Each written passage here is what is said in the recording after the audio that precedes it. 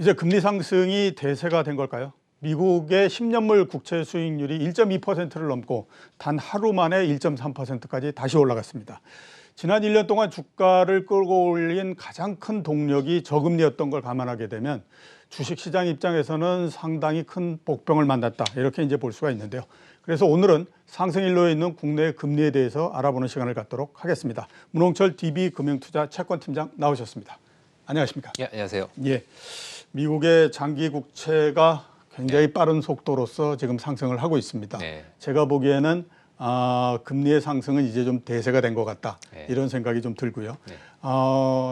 물론 낮기는 하지만 영국이나 일본의 금리는 또 더합니다. 그렇죠. 한 달 사이에 금리가 2배가 돼버린 네. 형태가 됐습니다. 그러니까 지금의 금리, 시장 금리의 상승을 어지간해서는 좀 막기가 어렵겠다, 이런 이제 생각이 들거든요. 우선 국채 금리가 이렇게 글로벌하게 모두 다 빠르게 상승하고 있는 원인과 전망을 좀 해주셨으면 싶습니다. 네. 일단 현재 금리가 이제 많이 오르고 있는 가장 큰 두 가지 요인이 있는데요. 첫 번째는 최근에 이제 유가가 많이 오르는 거를 포함해서 글로벌리 인플레이션이 오는 게 아니냐, 이런 이제 걱정들이 꽤 있고요. 예. 인플레이션이 오면은 이제 기준금리를 올리면서 대응을 할 수밖에 없기 때문에 예. 그거에 대한 이제 우려감이 꽤 반영이 됐고, 두 번째는 아무래도 우리나라 포함해서 미국도 대규모 부양책이 예정이 돼 있지 않습니까? 그렇다면 다 국채를 발행해서 그 부양책을 하게 될 텐데, 예. 국채 발행이 늘어나면 이거는 이제 채권의 가격이 싸지겠죠. 예. 채권이 많이 발행이 되니까. 그러면 이제 채권의 가격과 금리는 반대이기 때문에 가격은 떨어지고 이제 금리는 오르게 되는 그런 흐름에서 최근에 그 금리가 이제 많이 오르는 현상을 좀 보였던 것 같고요. 예. 오늘 뉴스가 좀 재밌었는데, 이제 오늘 같은 경우에 하루 만에 미국채 금리가 10bp씩 오르는 거는 굉장히 드문 현상이거든요. 그렇죠. 이거에 대해서는 이제 저희들이 그 채권 시장에서는 좀 특별하게 2.2에서 미국채 10년 2.2에서 2.3% 사이에 이제 MBS 펀드들과 관련된 일종의 이제 해지 포지션이 좀 몰려 있었다는 얘기들이 있었습니다. 원래부터. 그러다 보니까 이제 그다지 큰 재료가 없었음에도 불구하고 새벽에 갑자기 10bp씩이나 움직이면 뭔가 재료가 있어야 되는데 봐도 별다른 내용 없었거든요. 예. 시황에. 그런데 이제 왜 10bp씩이나 올랐냐? 그거에 대해서는 아마도 저희들은 일부 이제 펀드 매니저들이 그 MBS 포트폴리오를 좀 해지하려는 수요가 갑자기 이렇게 나왔다. 이렇게 생각을 하시면 될 것 같고요. 예. 이런 단기적으로 금리가 많이 오른 건 사실이기 때문에 인플레이션과 정부의 재정 지출, 이 두 가지 이슈는 사실 단기간에는 좀 해소되기 어려운 이슈인 것 같아요. 예, 그렇죠. 그래서 앞으로 좀 길게라는 건 적어도 이제 몇 달 정도는 보시고 미국도 한국도 재정을 얼마나 쓸 것인가, 그리고 미국의 그 글로벌 유가나 구리 가격이나 이런 이제 원자재 가격들이 얼마나 많이 오를 것인가가 이제 가장 핵심이 될 것 같고, 아무래도 이제 코로나가 좀 올해는 종식된다고 보고 있기 때문에 아무래도 해당 영역에서는 인플레이션 기대감이 조금 더 이어진다고 보는 게 현재로서는 좀 보수적인 전망이 아닌가라고 보고 있습니다. 예. 숫자를 물어보는 게 굉장히 어리석은 질문이기는 하지만 네. 미국의 10년물 국채 수익률이 어느 정도까지 올라갈 거라고 보십니까? 지금 네. 많이 보는 사람들이 2.0% 정도까지 그렇죠. 보는데 네. 그거를 넘어갈 가능성이나 이런 부분들에 대해서는 어떻게 지금 판단하고 계십니까? 이제 굉장히 어려운 질문이세요. 이게 숫자를 한번 얘기하면 제가 빼도 박도 못하기 때문에 사실 말씀드리기가 좀 저도 좀 난감하긴 한데, 예. 현재 미국의 인플레이션에 대한 얘기를 할 때 이게 과연 기조적이냐, 예. 아니면 작년에 너무 낮았으니까 올해 좀 그 기저효과 때문에 오르는 거냐, 이거에 따라서 레벨이 좀 달라질 것 같고요. 그렇죠.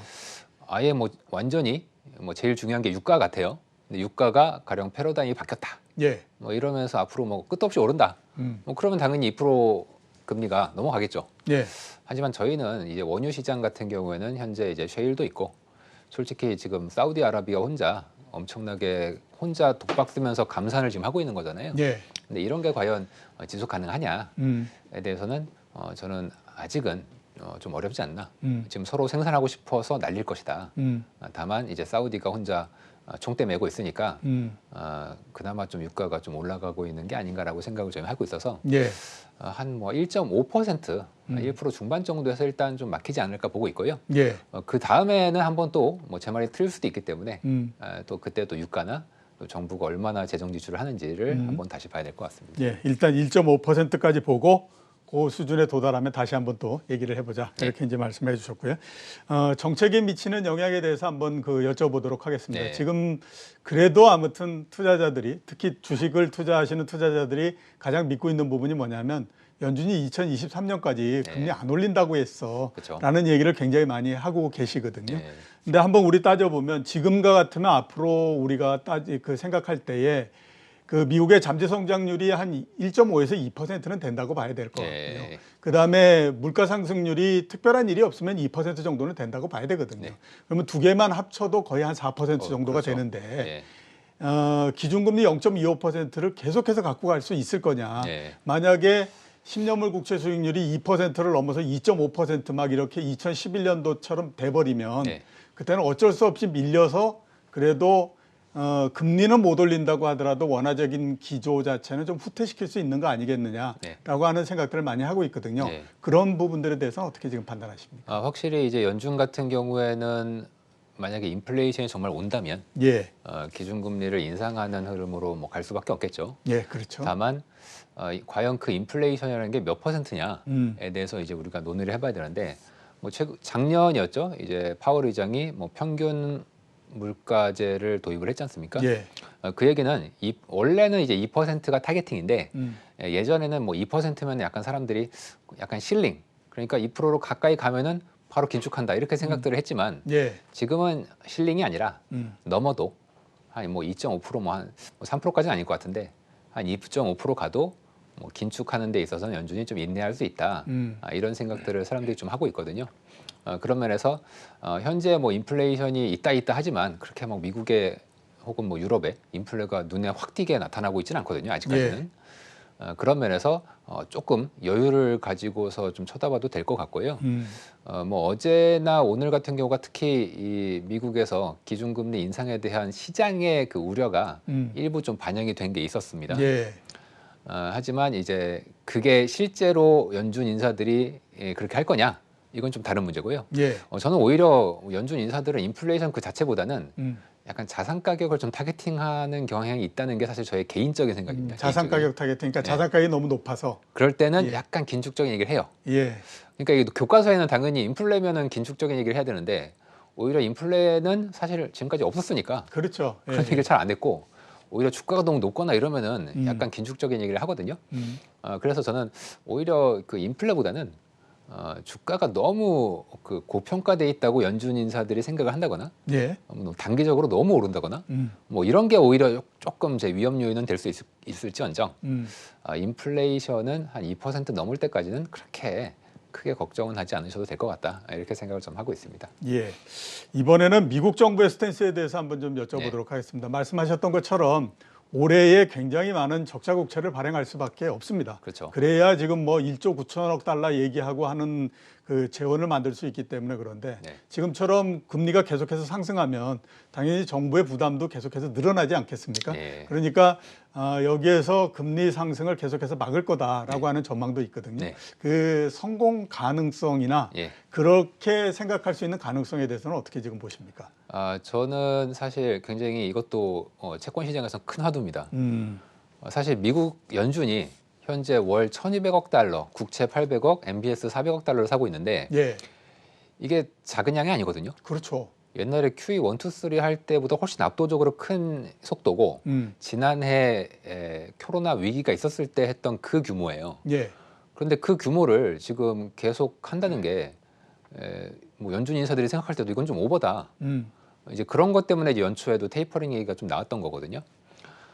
만약에 여기서 지금 1.9조 달러의 미국의 부양책이 또 통과되고 정부가 채권 발행을 또 왕창 하고 이러면은 또 사람들이 나서서 연준 이거 또 사줘야 되는 거 아니냐 이렇게 얘기를 할 텐데 예, 연준 입장에서 사실 지금도 되게 많이 사고 있는데 여기에 또 산다. 그렇죠. 예, 예. 좀 제 생각도 그렇고 연준 입장에서도 약간 부담을 느낄 수는 있을 것 같아요, 확실히. 이제 그래서 여러 가지 수단 중에서 양적 완화를 더 늘린다 쪽은 연준이 그 연초의 본심을 좀 줄이고 싶어하는 게 드러냈기 때문에 그럴 것 같진 않고 다만 매입하는 채권의 만기를 좀 단기를 좀 줄이고 장기를 더 늘린다던가 아니면 미래에 좀 더 완화적인 통화 정책을 쓴다던가 아니면 이제 입으로 요즘 호주에서 많이 쓰고 있는 게 이제 금리를 아예 상한을 정해버리는 예. 그런 것도 하나의 이제 수단이 될 수 있거든요. 이제 그런 면에서 연준은 좀 다른 정책을 쓰지 않겠는가 하는 게 이제 저희들의 좀 생각이고요. 시장 분들은 많이들 이제 걱정들을 하세요. 인플레 오면은 연준이 이제 금리 올리는 거 아니냐. 근데 사실 뭐 지난 10년 동안 인플레가 없었기 때문에 제가 생각할 때 인플레가 웬만큼 와서는 금리 올릴 것 같지는 않고요. 예. 오히려 이제 주가가 너무 이제 예, 유포리아라고 하죠. 고평가돼버리고 굉장히 예. 많이 올라가면 사람들이 너무 낙관적이어가지고 그럴 때는 오히려 조심하는 게 연준이 약간 긴축적으로 돌 수 있다는 가능성이 있다고 좀 생각을 하시는 게 약간 더 현실적으로 맞을 것 같습니다. 예. 예. 글쎄 어떻게 보면 과거의 경제적인 상황만으로서 우리가 고려해 보면 지금 양적 완화를 하고 있다라고 하는 것 자체가 네. 참 말이 안 되는 그렇죠. 얘기인 거죠. 예. 굉장히 신세계입니다. 예, 그 성장률이 올해 뭐 4%, 5% 얘기를 하고 네. 물가 3% 얘기하면서 특히 뭐 성장률 4, 5%를 얘기하면서 양적 완화를 계속한다. 주가도 사상 최고치를 경신하고 예. 있는데 예. 이게 아무리 생각을 하더라도 좀 그림이 맞는 그림이 아니니까 예. 정부 입장이나 연준의 입장에서는 요걸 조금은 아무튼 정상화시키고 싶어 하는 네. 그 욕구가 생길 수밖에 없겠죠. 그렇죠. 자, 이제 주식시장 관련해서 한번 좀 여쭤보도록 하겠습니다. 네. 금리가 상승을 하고 있어서 주식시장에 어떤 영향을 줄 건가 하는 것에 대해서 의견이 두 가지입니다. 하나는 올라간 쪽이다라고 네. 얘기하는 입장에서는 어떤 얘기를 하냐면 과거의 사례를 보면 네. 금리가 올라갈 때 주가도 같이 올라갔다 이런 네. 얘기를 하고 있고요. 네.